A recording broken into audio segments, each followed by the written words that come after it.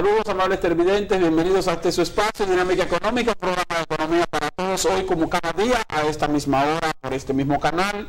Y hoy es lunes 21 de marzo del 2016. Hoy dice la primavera, wow.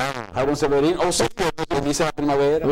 Siempre hace calor. Y aquí las estaciones son difíciles de definir. Sí, pero gracias a los amigos televidentes que, como siempre, están pendientes de Dinámica Económica, un programa de economía para todos. Y hoy, como cada lunes, hablamos del contenido del periódico El Dinero, el periódico impreso semanario El Dinero, que también puede ser visto por nuestros lectores a través de nuestro portal web eldinero.com.do. Así que ya ustedes saben, ahí vemos la portada del Dinero, y en su información principal trae una explicación, si se quiere, un poco práctica sobre la incidencia que tienen los impuestos y las exenciones en las emisiones de deuda del Banco Central y del Ministerio de Hacienda, los bonos que emite el Estado a través de estas dos instituciones, que muchas veces no tienen iguales plazos, pero más que iguales plazos no tienen iguales tasas de interés. Y uno se pregunta, ¿y por qué? ¿Y por qué el Estado? El Estado que está haciendo la emisión de deuda deberían ser más o menos igual, pero hay varias explicaciones sobre eso. Una de ellas es que no son los mismos objetivos. El Estado a través de Hacienda emite deuda para completar su presupuesto, para cubrir déficit, mientras que el Banco Central emite deuda para mantener controlada el circulante, para mantener estable la macroeconomía, como una especie de instrumento de política monetaria, o sea que no tienen los mismos objetivos. Y lo otro es el hecho de que las emisiones de Hacienda, de deuda de Hacienda, tienen ciertas exenciones. Están algunas exentas del pago del 10% de interés que pesa sobre los intereses, el impuesto del 10% sobre los intereses. También están exentas del pago del impuesto sobre la renta en transferencia de capital. Por lo tanto, las empresas que adquieren bonos del Estado no tienen entonces que pagar el impuesto de ganancia de capital. Y al mismo tiempo también también son o sirven como instrumento de pago de impuestos al gobierno. O sea, cuando usted tiene un bono de Hacienda a vencimiento, si usted tiene un bono de 1 millón, y usted le puede pagar 2 millones de pesos de impuestos, usted puede pagarlo con uno de esos bonos. Mira, yo tengo un bono que vence, que es de ustedes mismos, entonces en vez de pagar 2 millones, voy a pagar el bono más 1 millón de pesos, por ejemplo. Entonces son acciones que no se pueden hacer con los certificados del Banco Central. No se debe. Los certificados del Banco Central están grabados con el impuesto del 10% a los intereses. Los certificados del Banco Central no pueden ser utilizados como instrumento de pago de impuestos. Los certificados del Banco Central tampoco están exentos del pago del impuesto sobre la renta, sobre la transferencia de ganancia de capital. Y por eso hay una especie de diferencia en el rendimiento. Entonces tú dices, bueno, de acuerdo con ¿qué conviene? Porque como quiera, ambos bonos tienen muy buena demanda. Sí, en todo caso te convendría cualquiera de los dos, pero lo que hacen los inversionistas que están acostumbrados a hacer inversiones grandes en bonos del Estado es que dicen, bueno, lo que yo me voy a dejar de economizar, de ahorrar, al adquirir un bono del Banco Central, el Banco Central tiene que compensarlo con una tasa de interés más alta. Eso es lo que sucede. Entonces se estima que la diferencia entre las exenciones que reciben los bonos de Hacienda con los certificados del Banco Central, esa diferencia de exenciones tiene un equivalente de alrededor de un 33%. Y para que la gente tenga una idea, más o menos, eso se trata de lo siguiente. Supóngase que usted adquiere un bono de Hacienda que paga un 10% de interés anual. Si usted adquiere un bono de Hacienda con un 10% de interés anual, adicional a ese 10% de interés anual, usted tiene la ventaja de la exención de impuestos, tiene la ventaja de otras facilitaciones en cuanto a gravámenes. El Banco Central, que tiene certificados que sí están grabados con impuestos, tiene una especie de costo o penalidad en términos de compensación, que si el bono paga un 10%, en el caso del Banco Central la diferencia sería de 3.3%. O sea, para tú compensar, o para el Banco Central compensar la ventaja que tiene Hacienda, que tiene el bono de Hacienda por las exenciones impositivas que contiene, la diferencia en términos de costo de ese bono sería más o menos de 3.3 puntos porcentuales si el bono pagara un 10%. Sin embargo, aún así, la gente tiende a confiar incluso, Jairo, más en los bonos y certificados del Banco Central que en los de Hacienda. Y adquieren bonos del Banco Central con tasas de interés igual que los de Hacienda y tal vez a veces hasta menores, independientemente de esa diferencia de margen en términos de exención de impuestos. Bueno, pero de todas formas, la emisión de bonos o de deuda en el caso del Banco Central es una forma de hacer política monetaria sin tener que recurrir, por ejemplo, a subir tasas de interés. Porque ese otro instrumento de política monetaria es subir las tasas de interés que rigen en la inflación.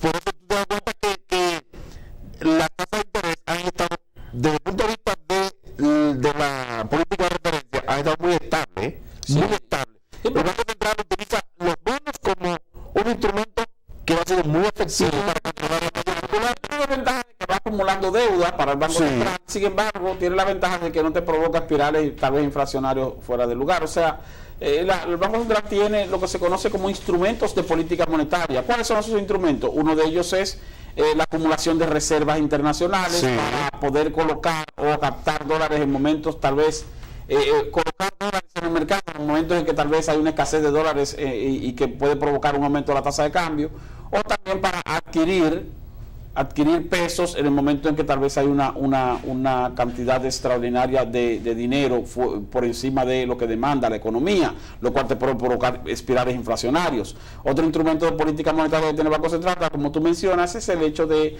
variar las tasas de interés de la tasa de política monetaria para así impulsar una reducción o un aumento de las tasas de interés del sistema financiero.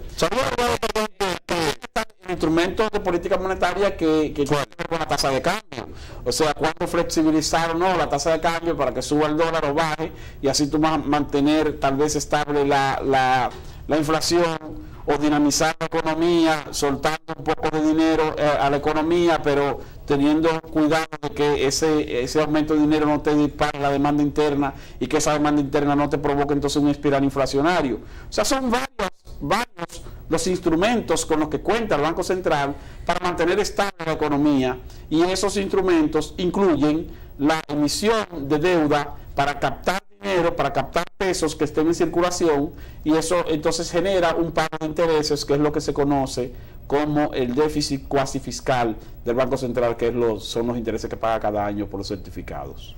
Bueno, hablando de eso de política monetaria y de instrumentos de política monetaria, Delgado, pero que al que más le tememos y al que la economía le teme más es que el Banco Central siempre varíe al alza la tasa de interés por el efecto multiplicador que tiene la economía, justamente, porque ciertamente el Banco Central lo utiliza cuando se ve en medio de una situación en la que posiblemente ha utilizado otros instrumentos, pero mientras la emisión de bonos como instrumento de política monetaria no sea una carga muy fuerte, porque según los números actuales no hay dificultad con el nivel de deuda que tiene el Banco Central en este momento, obviamente que el Banco Central no tiene por qué preocuparse quizás en mover la tasa de interés. Fíjate que el año pasado, digamos, el Banco Central movió la tasa de interés a principio de año, sí, y la ha mantenido así.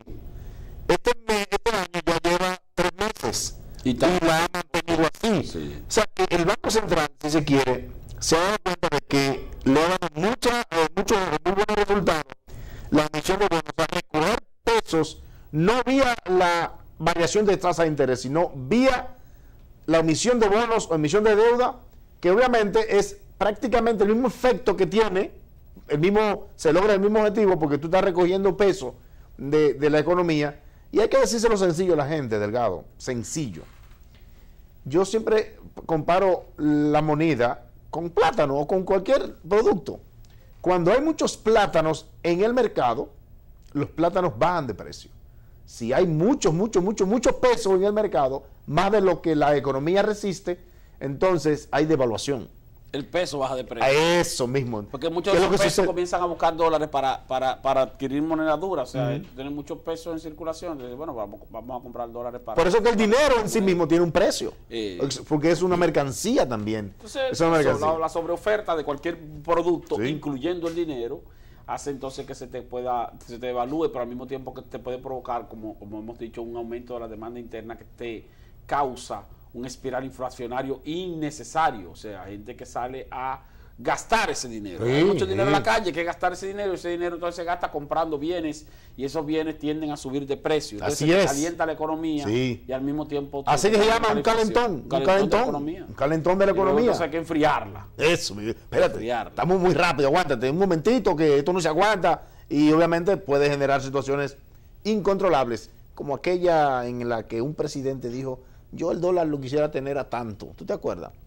Entonces el dólar comenzó y le hizo caso, y ya vimos lo que sucedió con el dólar. Y la economía, señores, funciona. El dólar tiende a ser agayú. Porque es que si tú dices que vas a devaluar 50 centavos de dólar, se te devalúa 1 peso o 2 pesos. Así mismo. Entonces, si tú dices que vas a devaluar 1 peso, se te devalúa 3 o 4 pesos. Muy delicado. Es complicado. La economía tiene como un sistema nervioso. Entonces, cuando tú le das un susto a una persona, el sistema nervioso se le descontrola. Completo. Y no solamente la economía es así. Entonces, no se puede jugar con la economía ni con falsos, con falsas frases o suposiciones, porque la economía no está para eso. Por eso tú sabes que, aparte de los instrumentos de política monetaria que tú has mencionado, que sirven para controlar el medio circulante, también hay otro instrumento de política monetaria que es invisible. ¿Tú sabías? El de la percepción. Exactamente. Sí. El efecto que causa... Inclusive el efecto confianza. Sí. De ese efecto podemos hablar después de esta pausa, cuando retornemos. Dinámica económica.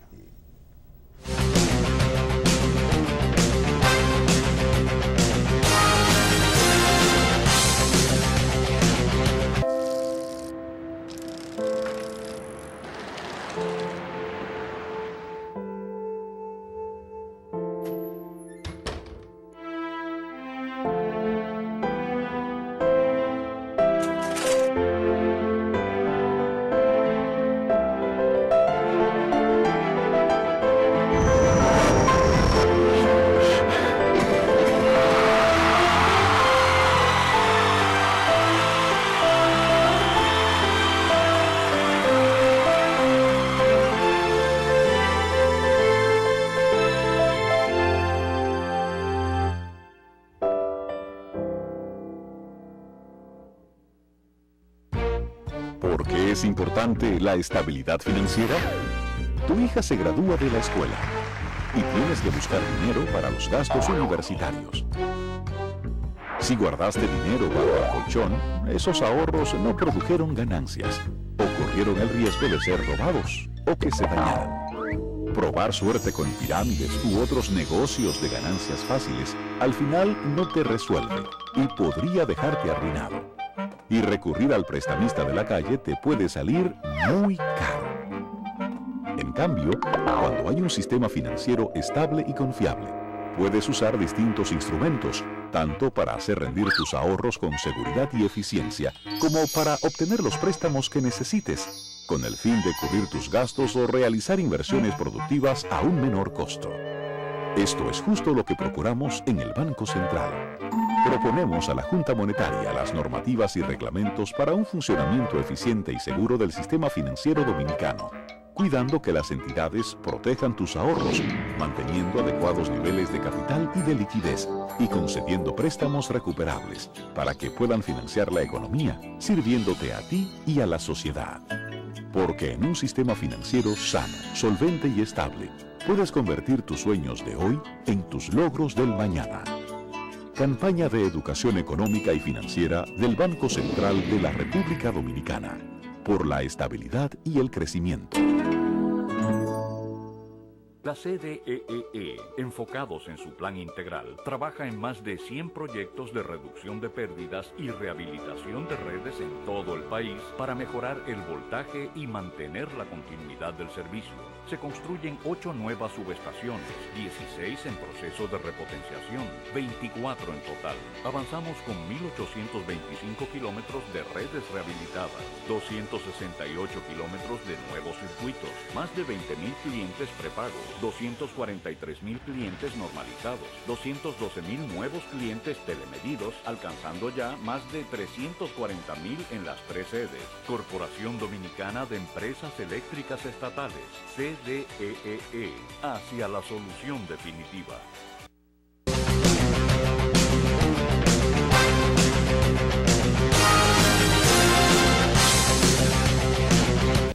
Delgado, y obviamente que el tema de los impuestos y las exenciones, obviamente hablando de los bonos del Banco Central y de Hacienda, en este caso de Hacienda para cubrir déficit y en el caso del Banco Central para utilizarlos como política monetaria. Antes, si mal no recuerdo, la emisión de bonos no era uno de los principales instrumentos de política monetaria del Banco Central. No lo era. No, hasta, ¿A qué se debe entonces ahora?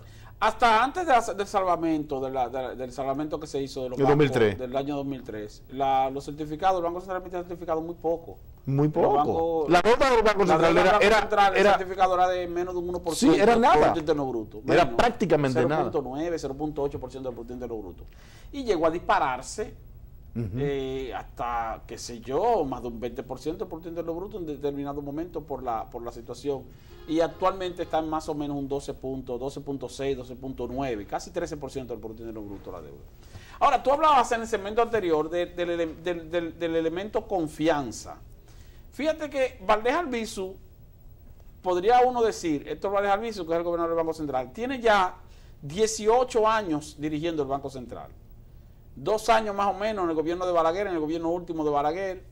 4 años Leonel. en el primer año, en el primer gobierno de Leonel. Descansó 4 luego años. 8 años en el segundo y tercer gobierno de Leonel.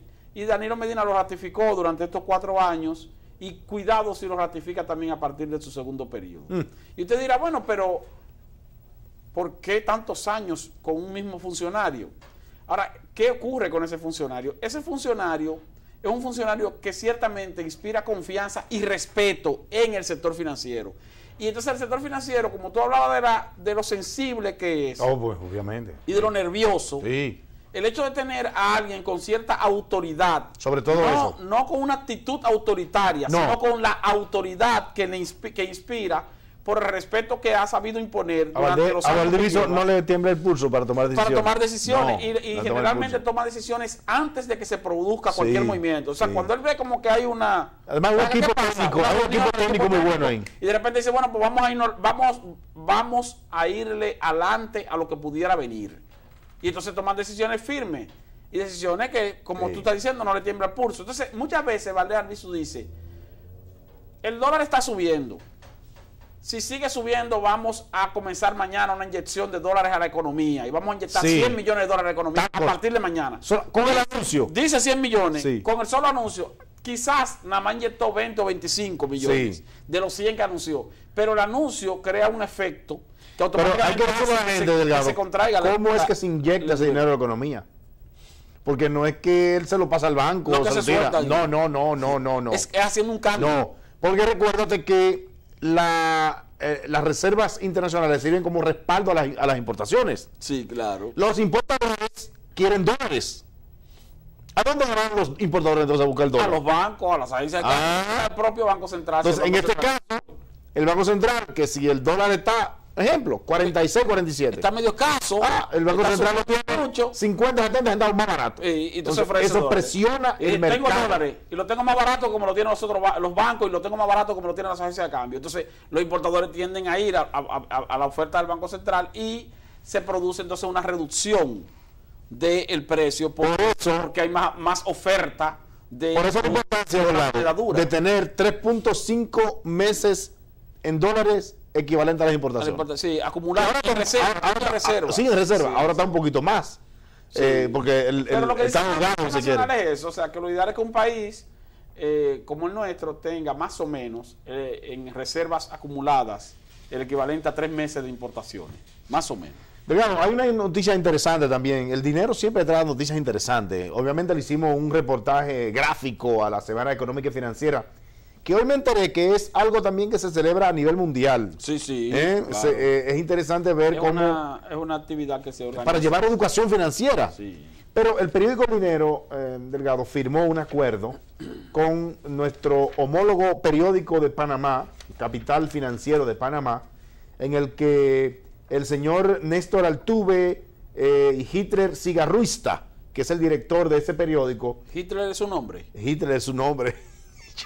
Yo le dije, interesante un nombre. Estoy allá, fui a Panamá a firmar eso. El periódico El Dinero me mandó para Panamá a firmar eso. Pero muy bien. Muy bien. Un acuerdo de intercambio de información con Capital Financiero. Capital Financiero es un semanario, igual que nosotros. Semanario El Dinero, sale los lunes también. pero de Panamá, de Ciudad de Panamá. Y entonces así hay que entender ofrecerle información a nuestros lectores a través del dinero sobre algunas de las cosas que pasan en Panamá. Hay que tomar en cuenta que la relación comercial y la relación cultural incluso entre Panamá y República Dominicana es bastante estrecha.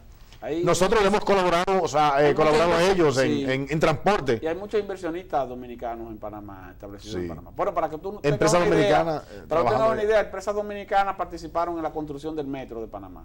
Cuando se iba a hacer el metro en Panamá, el presidente de entonces de Panamá vino aquí y mandó técnicos del país, el presidente Martelli, para observar cómo se había hecho aquí.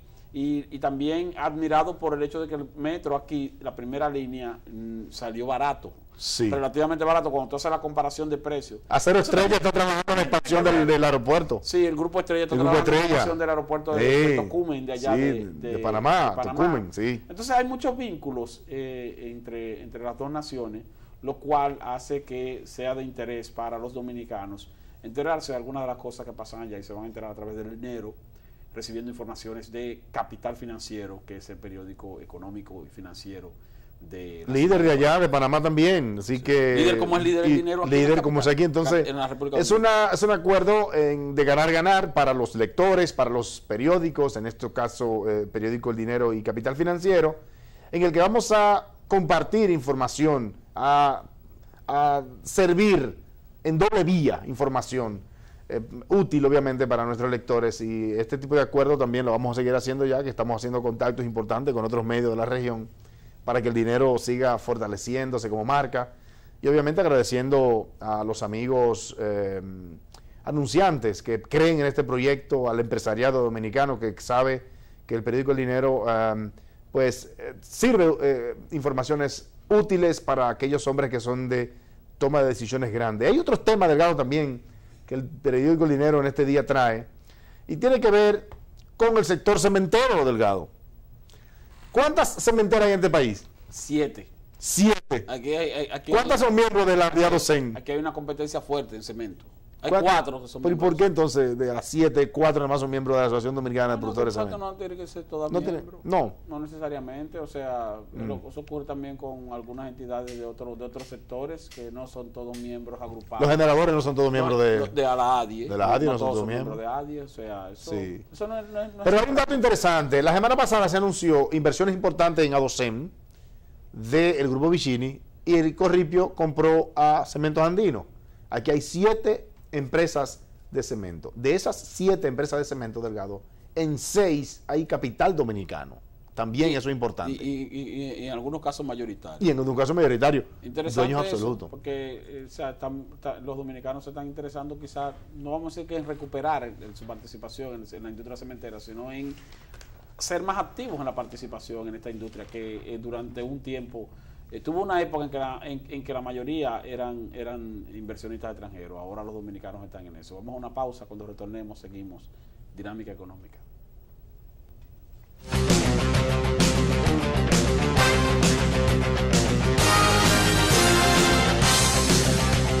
Para ti, ¿qué es el gasto responsable? Para mí es cuando uno paga lo que debe, porque hay que ser serio con el dinero. Por ejemplo, mis padres me pagaron mi educación superior de sus ahorros. Por eso, aunque me encanta comprar online, cada gasto que realizo, pienso bien en lo que cuesta pagarlo. A mí desde pequeño me enseñaron a ahorrar. Para mí un gasto responsable es cuando uno hace un gasto justo para seguir ahorrando. Yo tengo mi tarjeta de crédito, pero me manejo con la de débito y así puedo controlar los gastos de mis ahorros sin deudas innecesarias y mantengo un buen historial y mejoro mi crédito. Controlando tus gastos responsablemente, obtienes más beneficios de tu tarjeta de crédito. Ahorrando poco a poco y evitando las deudas, obtienes más libertad económica. Superintendencia de Bancos de la República Dominicana. Todo lo puedes lograr con tu cuenta San Fácil Bienestar. Es una cuenta de ahorro tipo SAN que puedes abrir con 100 pesos o más con planes de 6 o 12 meses. Yo vendo helado. De la comida tú puedes sacar 50, 25. De 50 en adelante y haces un depósito. Bueno, después que uno tiene un hijo, tiene que siempre ahorrar. Solicítala en el kiosco de La Nacional, ubicado en un subagente Caja Fácil La Nacional de tu sector o en la sucursal de La Nacional más cercana.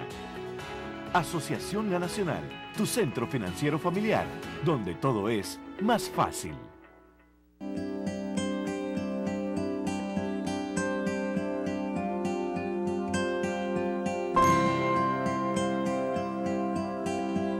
Cada día, muchas somos las mujeres que nos vemos con problemas que no nos dejan ni movernos.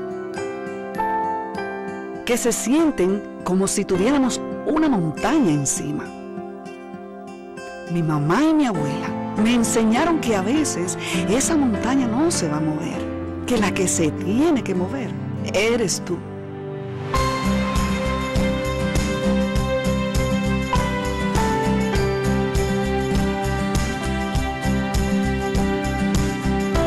Ellas movieron grandes montañas para que yo llegara a ser lo que soy hoy.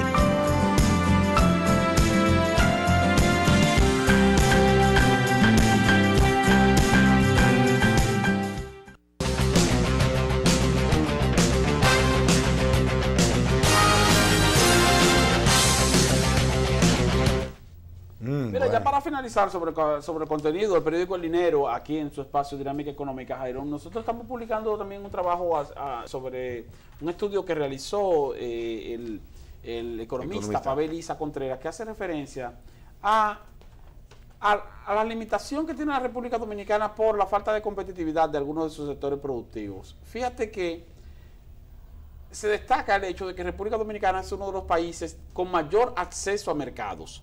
Porque nosotros tenemos un tratado de libre comercio con Estados Unidos y tenemos un tratado de libre comercio con la Unión Europea de manera prácticamente simultánea, no juntos, sino que tenemos esos tratados. Y te voy a decir algo, Iron, no hay 10 países en el mundo que tengan tratado de libre comercio con la Unión Europea y con Estados Unidos al mismo tiempo. Entonces nosotros somos privilegiados en ese sentido. Entonces tenemos acceso a mercados bastante atractivos en términos de capacidad de consumo, pero nuestros sectores productivos carecen o adolecen de la competitividad suficiente como para poder colocar bienes en determinados mercados a precios que sean competitivos, no solo en cuanto a costos, sino también en cuanto a calidad de esos productos, para que entonces no se lleven la participación de mercado otras naciones que tal vez tienen menos capacidades que nosotros en cuanto a la producción, empaque, envío a tiempo y en buenas condiciones de los bienes que demandan naciones como Estados Unidos, que es la nación de mayor consumo en el mundo. Tenemos en eso la competencia con Centroamérica, donde lamentablemente Centroamérica nos lleva ventaja en algunos aspectos. Y lo lamentamos porque cuando tú analizas la República Dominicana con relación a Centroamérica, la economía dominicana es mucho más grande que la economía centroamericana en países individuales. O sea, República Dominicana es un país con una economía bastante fortalecida, bastante robusta, pero ciertamente nuestros sectores productivos necesitan ser más competitivos en cuanto Pero si el Estado no crea las condiciones para ello, si aquí solamente el bla, bla, bla para determinadas circunstancias y las características o variables que deben ser fijas para que haya competitividad no mejoran, como es el problema eléctrico, por ejemplo, que es una verdadera vergüenza. Entonces, no hay forma. Hay ciertamente sectores que deben ser, que hay que prestarle atención por parte de las autoridades. Y ahora que se está hablando mucho de los famosos acuerdos o propuestas de pactos gobierno-sector privado, pues esa sería una muy buena iniciativa. Señores, nosotros hemos llegado al final de este espacio Dinámica Económica, así que esperamos contar con ustedes mañana y todos los días a esta misma hora por este mismo Cójalo suave en Semana Santa, cójalo suave.